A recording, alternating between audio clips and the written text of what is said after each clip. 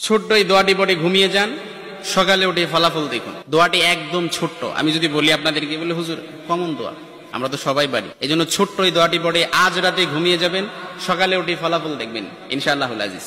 আপনি মাথা থেকে বোঝা নামিয়ে ফেললে যেরকম হালকা হয়, আপনি এরকম হালকা মনে করবেন। আপনি মনে করবেন আপনার সমস্ত গুনাহ মাফ হয়ে গেছে, এরকম একটা হালকা অনুভূতি আপনার ভেতরে কাজ করবে। খুশি হয়েছেন মনে হয় না? এজন্য আমরা যদি ছোট্ট এই দোয়াটি পড়ে আজ রাতে ঘুমাতে পারি, সকালে উঠে ফলাফল দেখবো ইনশাআল্লাহুল আজিজ।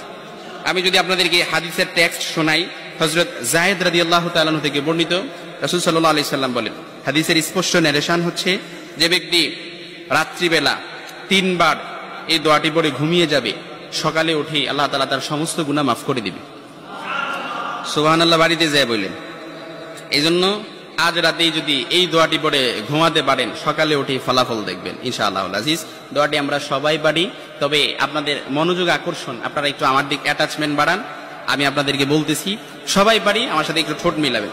আস্তাগফিরুল্লাহাল্লাযী লা ইলাহা ইল্লা হুয়াল হাইয়ুল কাইয়্যুম ওয়া আতুবু ইলাইহি লা হাওলা ওয়ালা কুওয়াতা ইল্লা বিল্লাহিল আলিয়্যিল আযীম।